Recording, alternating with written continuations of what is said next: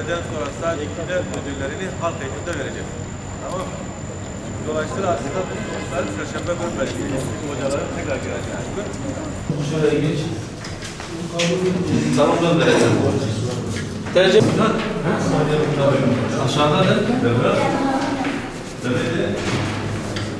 Sonra caminin ismini kesinlikle yazınız. Bakın birinci gelseniz dahi camiyi bilmeyenler hocanın ismi. Mesela Hazır sefrasına gelecek olarak caminin ismini yazmıyor. Adını söylediniz, caminin ismini yazmıyor. Siz de başarılı, onları da toplamayın.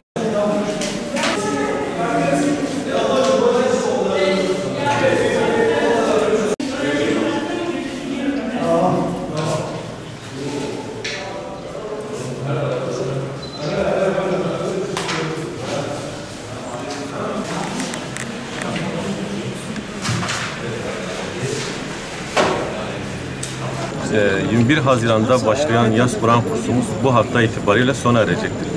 Biz de çocuklarımızın bu dönem içerisinde aldıkları dini bilgilerden itikat, ibadet, siyer ve ahlak konularında 80 soru hazırladık ve çocuklarımızın seviyesini belirlemeye çalıştık. Dereceye giren öğrencilerimize değişik ödüller vereceğiz inşallah.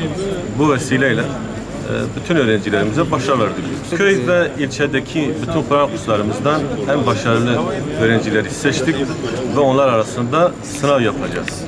Yaklaşık 300 kursumuzdan katılan oldu. Şu anda 150 kişilik öğrencimiz katılmış bulunmaktadır ve sınav bunlar arasında gerçekleşecek. Diyanet'in bize tahsis etmiş olduğu, öğrencilerimize dağıttığımız Dinimi Öğreniyorum 1, 2 ve 3. kurlardan oluşan kitaplar öğrencilerimize bedava dağıtmıştık daha önce. Ve soruları o kitapçıklardan hazırladık. Ve sınavı oradan gerçekleştiriyoruz. Sınavda ilk 3'e giren öğrencilerimize ve hocalarına ödül vermeyi düşünüyoruz.